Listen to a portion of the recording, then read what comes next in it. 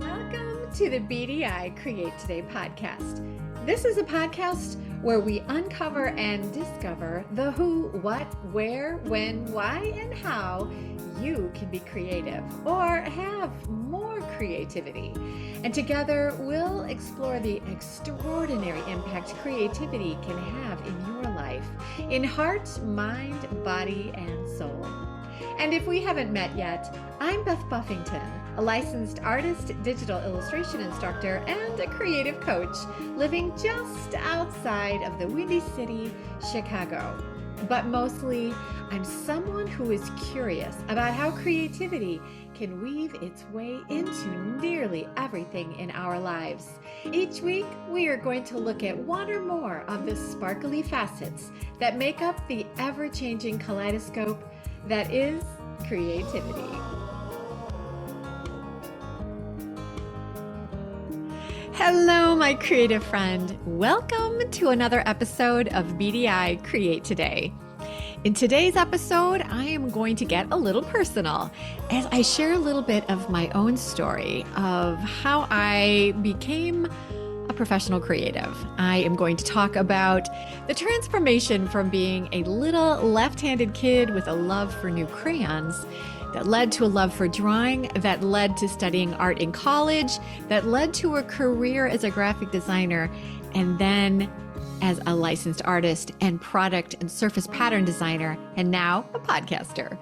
Now, I realized that I have been chatting with you since January, but I really hadn't told you very much about my own creative passion and how it's guided me to where I am today. So I thought this would be a good time to give you a bit of history about me and my creative past.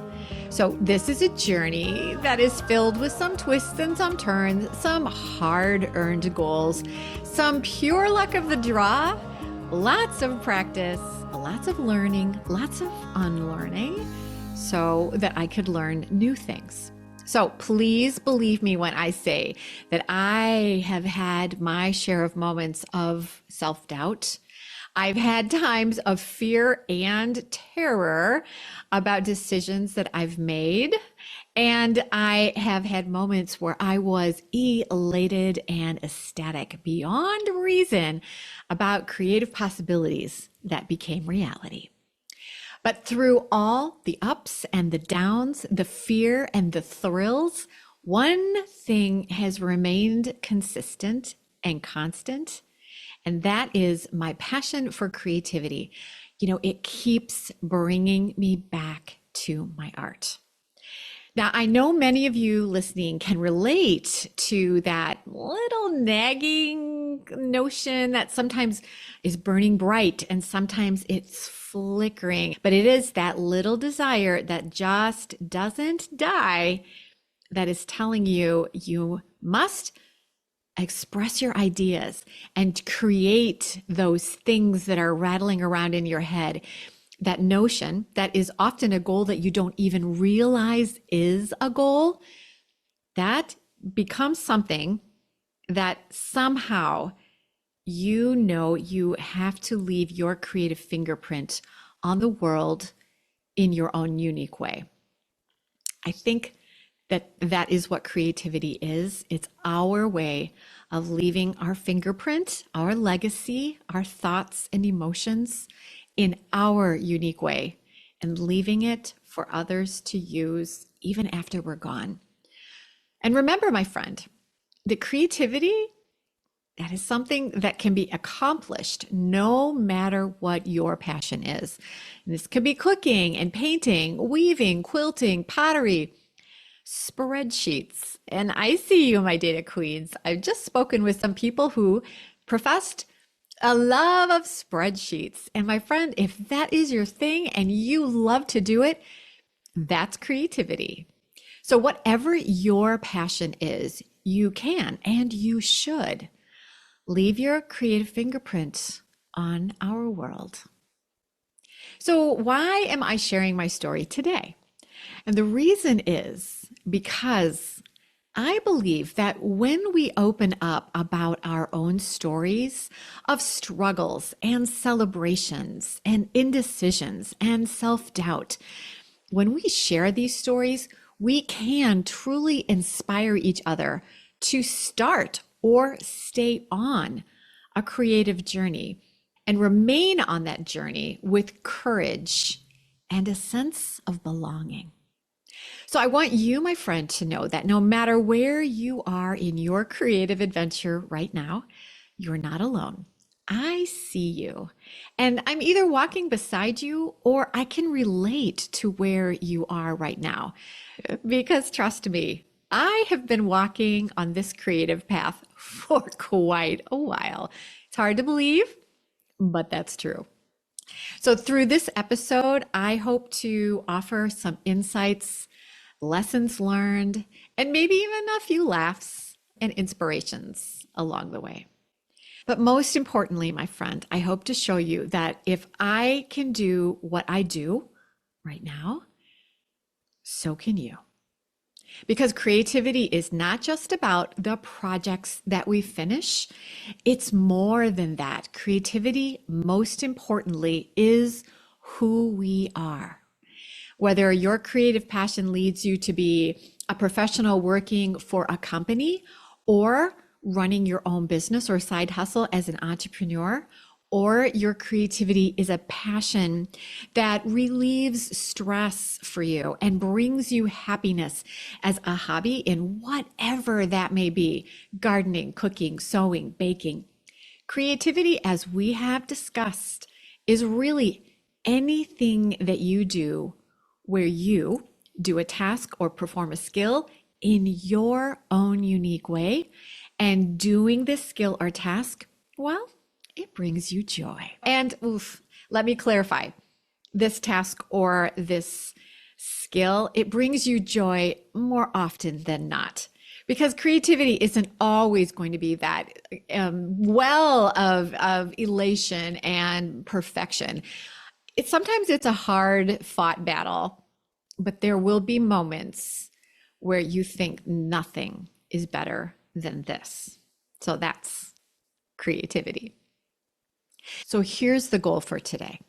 Listen to my story and then mold and remake what I share so that you can see your own creative journey through whatever form your passion or passions create in your life. So sit back, grab your favorite beverage or your favorite creative tools and get a little creative and just relax as I tell you a little bit more about my creative self. And who knows, by the end of this episode, you might just feel a little more inspired to chase your own creative dreams.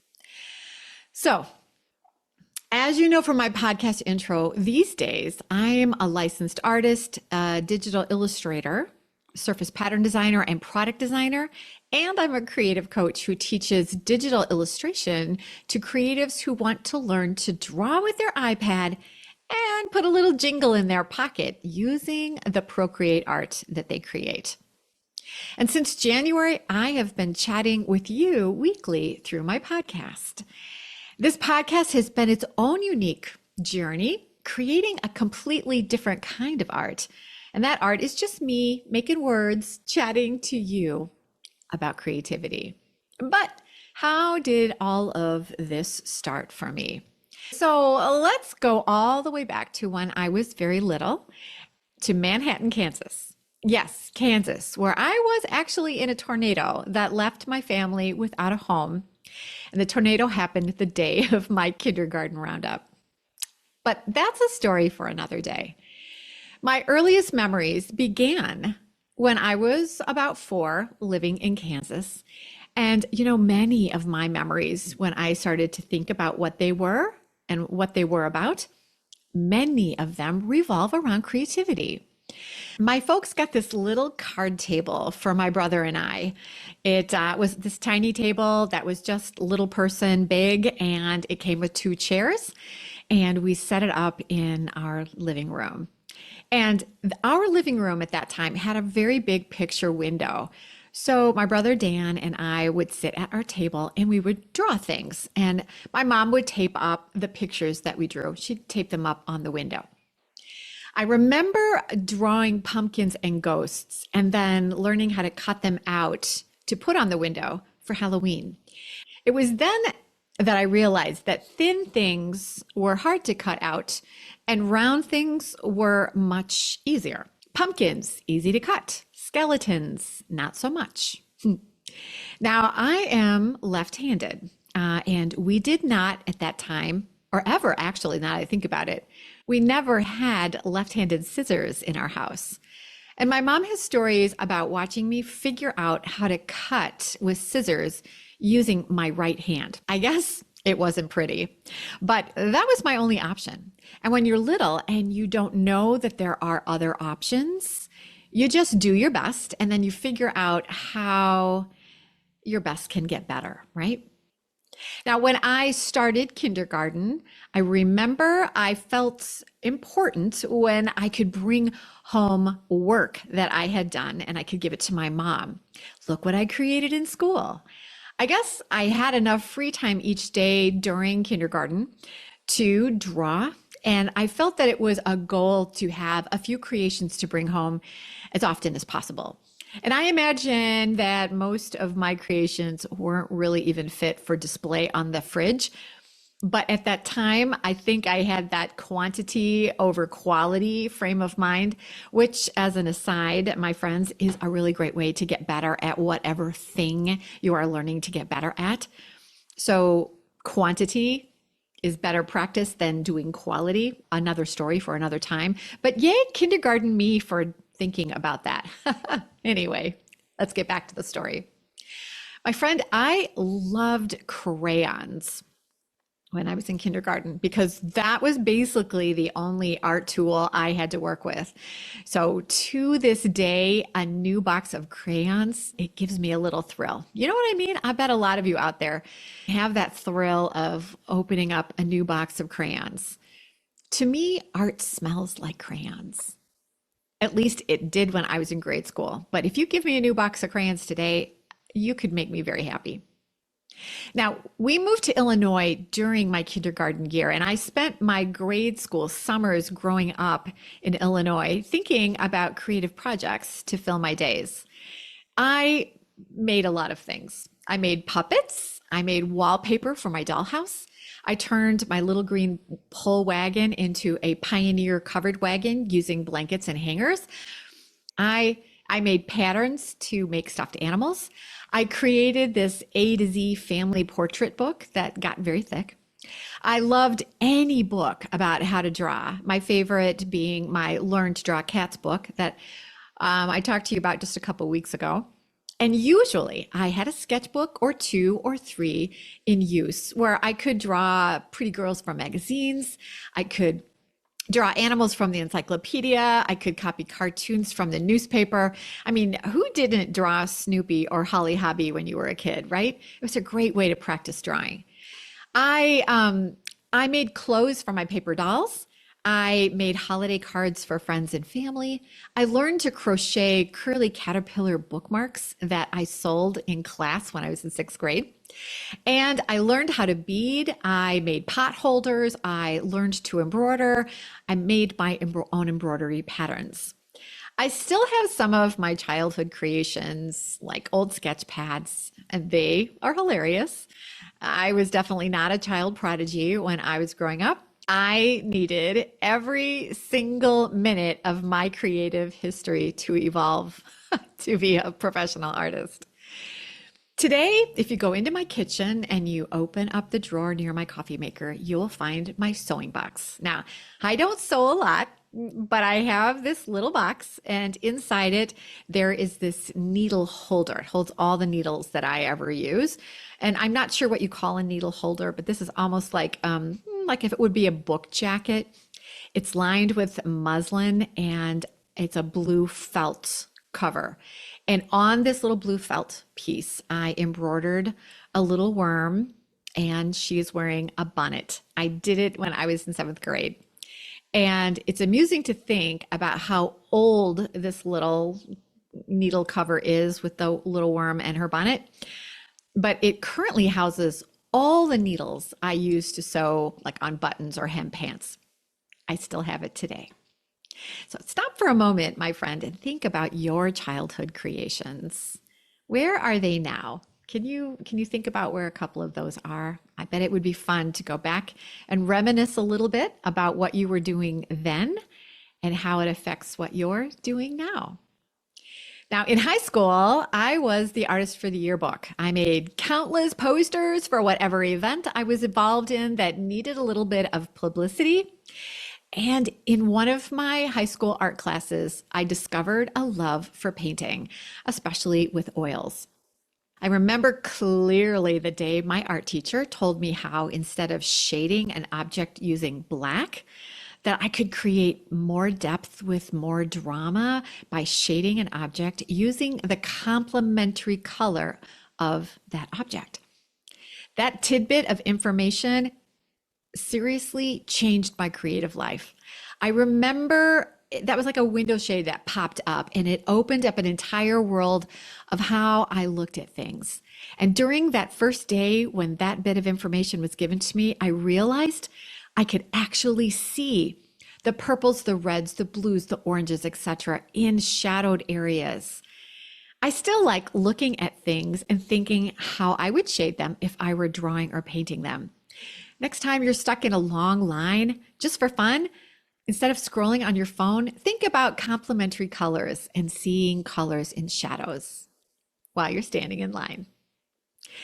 Now, when I was in college, I knew that I wanted to study art, and I chose to focus on graphic design because really at the time I thought, I think I'm probably going to need to have a job. I think it'll be easier for me to get a job doing graphic design than if I decided to be a painter, right? So graphic design was what I chose.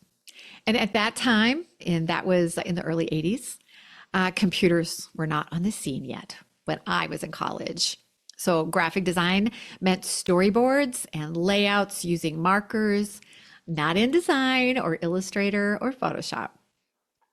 So I learned how to lay out headlines and subheads with pen and ink and markers and colored pencils, which does not leave much room for experimentation. So my first job out of college, I was a paste up artist for a company that designed and manufactured large HVAC units for like school districts and hospitals and large malls, etc. And then I was there for about 2 years-ish. And then I changed jobs to be an assistant manager in the marketing department of a company that manufactured and sold business forms. And I don't know if you noticed, but these first two jobs, there was nothing glamorous about the products that I was working with. And the challenge in those jobs was finding creativity in boring products. Consequently, I didn't stay long at either job, but I learned a lot about printing and preparing art for press, which is invaluable to this day. But still, all the art was done with layout boards. I could cut ruby leaf and overlays for spot colors like no one's business. And I worked closely with typographers and learned how to choose font and font size and kerning size and line width that would match the area of space that was needed for copy on the layout that I was designing. Again, working like this did not allow for a lot of room to experiment. And it was difficult and often stressful to make any revisions, especially if a client needed something at the last minute and the deadline was super tight.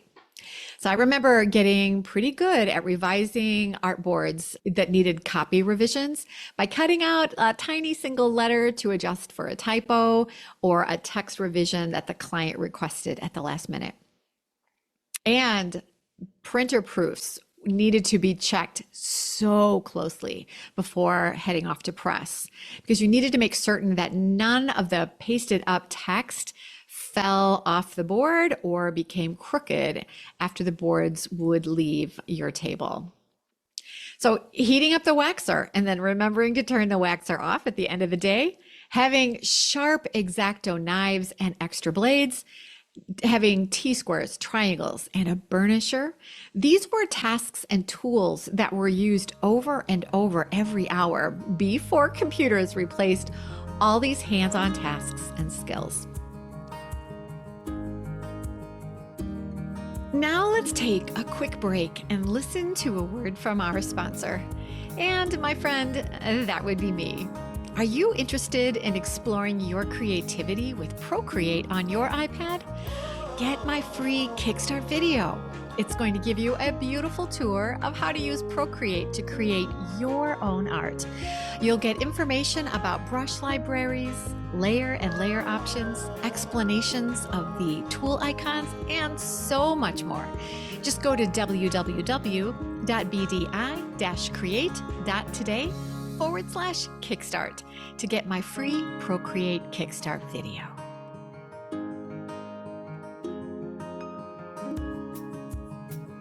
Now, I started my creative business in the late 80s and began digital illustration in the early 90s.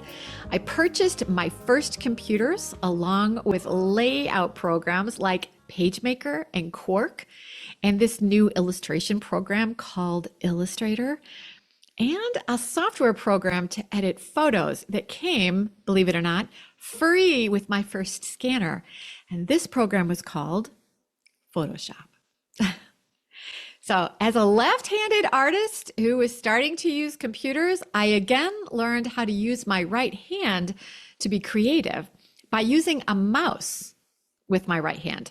Because at that time, if you think about it, computer desks and the setup of the mouse and the cord on the mouse, how it connected to the computer, only allowed for right hand usage to maneuver the mouse.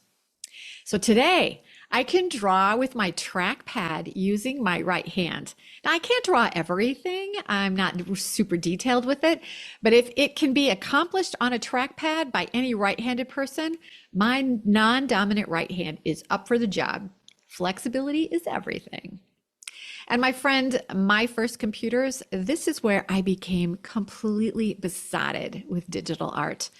Computers helped me experiment and discover best solutions for layouts. And the computer helped me create and design with better results faster. It helped me embrace rewrites or revisions to art or layouts without panic. And it saved so much time. And I then became curious about all things digital. And when drawing tablets became something I could afford, I bought a Wacom tablet and I learned how to draw with my left hand while my eyes looked at my monitor. Super weird, but it was doable. So it was when my oldest daughter was born that I really started my business, and it was called Buffington Design and Illustrations, BDI. Having my own business took away long commutes to get to work and to come home. And my own business made me in control about when I worked, how late I worked, and if I was going to work overtime or work on weekends.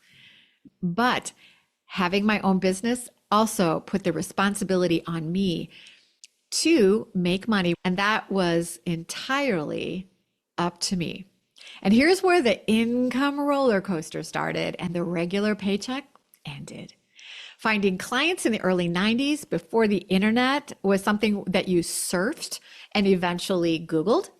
That meant cold calls in the 90s. So I would pick a day where I would just drive around industrial parks near me, and I would look for companies that I thought seemed like a fun place that might also need outside creative help. So I would write down the names and then I would look up the companies in the phone book. Yep, the phone book. That was a giant resource for me at the time. And then I would call out to the company and I would find out who I needed to contact. Can you tell me who in your company works with your marketing? Who is that person? And I would write them down. And my marketing approach then was twofold. Cold calls, I would call the person at their desk, and then direct mail. And then when I thought I had a prospect that was warm, who was kind of talking back and forth, like maybe someday I would have some work for you, I would send them little gifts. And often the little gifts were food. I had one company that kept telling me, I next time we need help, we'll give you a call. So they hadn't called me, but I kept getting that same sort of feedback. One day at lunchtime, I sent their creative department a big submarine sandwich with a note that said something about they could find more time for their lunch by letting me help with their deadline crunch. See, that kind of stuff, right? And they called me pretty much that day and became a client. Other direct mail things that I did dealt with my illustrations. I did one at Halloween of a girl carving a pumpkin, and it said, "Let me carve out more time for you in your day by helping you with your creative needs," that kind of thing. So finding new clients that needed consistent creative help, that was my goal. And then finding clients that had a consistent creative need and projects who would pay on time, that, my friend, was the dream. You needed to have people pay. So I had one client that paid in 90 days. Now, they gave me a lot of work, but 90 days. So after a project was finished, they would pay their invoice 3 months later. And if you weren't happy with that arrangement, they would find another designer and just say, "Thanks for your interest." So I had another client, and this was actually a church pastor that had me design and print a brochure for them. The pastor asked for a rush on a 4-color printed brochure and then never paid me. Never.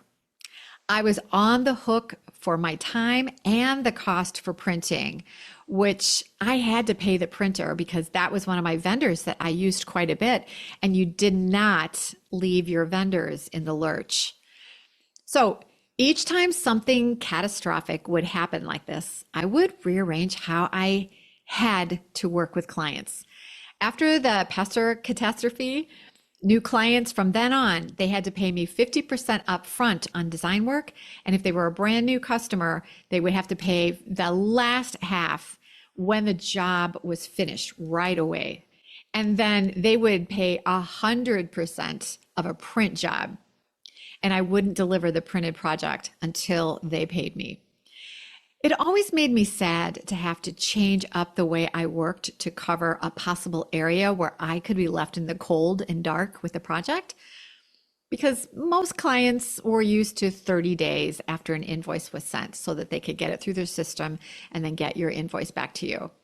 Having these extra disclaimers and upfront costs whittled away at that friendly and warm demeanor that I really liked to offer my clients.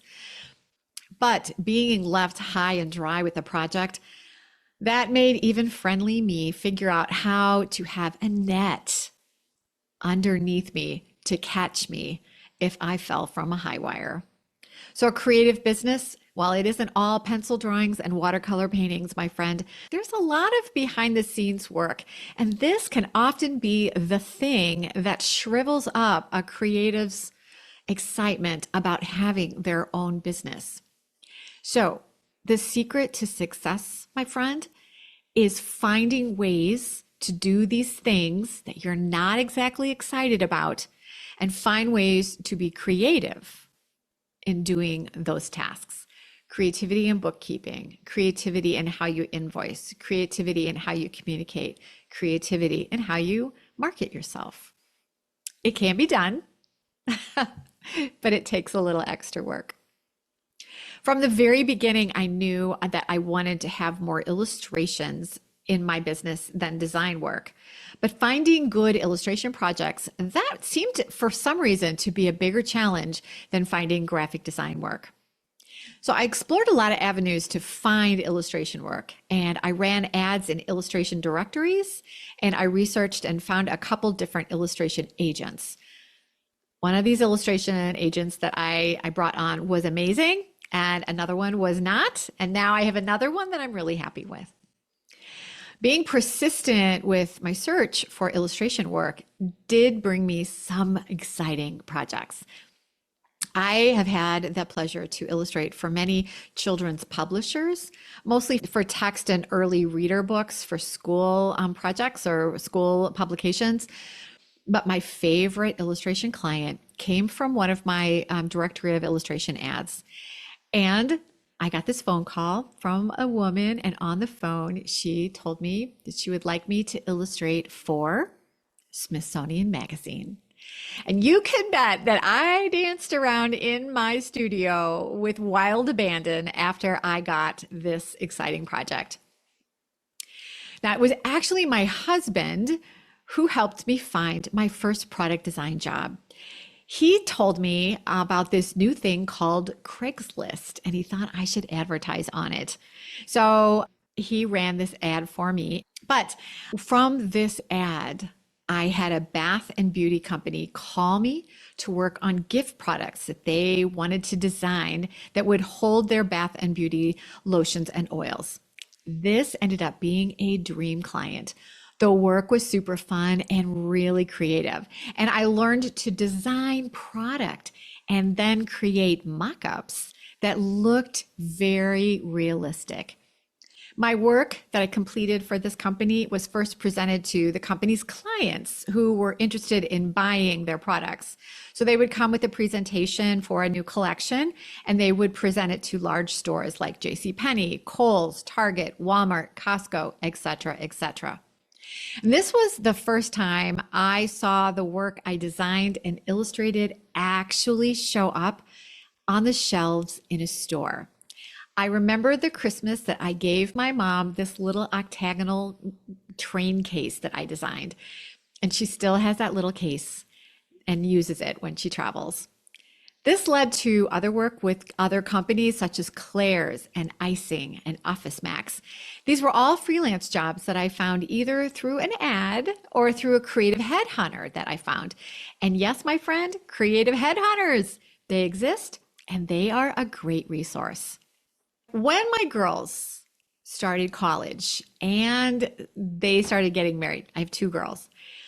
These years pretty much lined up back to back. I realized at that time that having consistent income seemed like a dream and a necessity. So I had a creative headhunter that matched me with a small gift company, and I became the manager in that graphics department. I had a group of 3 designers, and we designed and prepared the artwork for all the product collections, as well as designing and laying out a very large yearly catalog that was printed between Thanksgiving and Christmas every year. The work was amazing and super creative, and I loved the designers that I worked with. But the commute was brutal. I had an hour to an hour and a half commute each way to get to my job. So I found a job that was closer to home as a marketing specialist at a liberal arts college for their music conservatory, art and communications department. Now, these paychecks, they were lovely to receive regularly, but my friend, my passion for my business to create my own art kept pulling on me. I realized I really wanted to work on my projects. I wanted to do my own creativity and not have to follow the rules, the regulations, and the corporate culture that a company told me I should be and should do. So when college tuitions were paid and all my girls were happy in their marriages, I said goodbye to my real job and started on my own again. Shortly after starting up my business again, and this time I was BDI Create.today, I bought an iPad, and a Mac genius at the Mac store told me about this little drawing app called Procreate. And my friend, it changed my creative life again. Now I'm creating my work, all of my illustrations in Procreate. I license my arts and my pattern designs and my product designs. I have clients I love to work with who are licensing my art, and I also have an art agent that I work with as well. And it was when I started licensing that I decided it was time to find a way to share with other creatives all the experiences I've had as a designer and an illustrator. And so I started teaching. I started first at the college level, teaching college students how to do digital arts. And now I am teaching creatives through my own business, BDI Create.today, how they can profit with my favorite program, Procreate. It's great to teach other creatives the digital treasures that Procreate provides, and then help them map out their path to creative success. It is so much fun for me.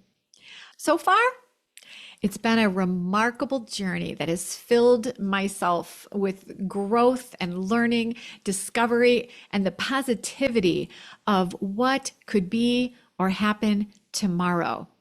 I love the possibility of what is yet to be. But beyond the stories of childhood sketches and Smithsonian illustrations, what I hope you take away from this episode is a sense of connection, a creative connection to my story, to your own creative story and aspirations. I hope that I've sparked some ideas, some inspiration, or maybe bridged a gap of doubt that you had about what to do, where to go, when to do it, how to do it. And it's when we share with each other that we find, no matter where we come from or what challenges we face, we find our shared curiosity for creativity. That, my friend, is what unites us in a powerful bond. So I hope that by hearing my story, from new crayons to new computers, that you found a thread of inspiration and hopefully some encouragement to pursue your own creative dreams. So whether you're an artist, a writer, a musician, a gardener, a baker, or maybe you're someone who is searching to find and express your creative voice, know that the path ahead, it's probably going to be challenging. But like a left-handed child learning to use right-handed scissors, stay positive about what you can achieve. Keep working. It's never easy in the beginning, but keep working. It will help you get better. Quantity over quality is something I learned in kindergarten. And you know what? It's sometimes your best bet. So keep your heart positive about the infinite potential that creativity holds for every single person in this universe. And when you think that there's no light in sight, my friend, walk a little further. The sunrise is going to come up. Remember, creativity, it's not just a destination to reach. I mean, I've been walking on this journey for decades, but I do not want to get to a destination. I want to stay on the journey. I want to embrace the journey. I want to appreciate what every day brings. It's about wallowing in the messiness of every day, the imperfection of just the process of creation, and allowing yourself the freedom to explore and experiment and evolve along the way. It's okay to have a lot of sketchbooks with hilariously bad art. I've been there. I have the stuff in my closet. Remember that your creativity matters no matter where you are in your journey, that your voice deserves to be heard, and that your journey, well, that's uniquely yours to craft. And know, my friend, that I am here each week. I'm cheering you on every single step of the way. Thank you so much for joining me on today's adventure. And never forget the transformative power your own creativity can have in your heart, mind, body, and soul. Until next time, stay creative, my friend.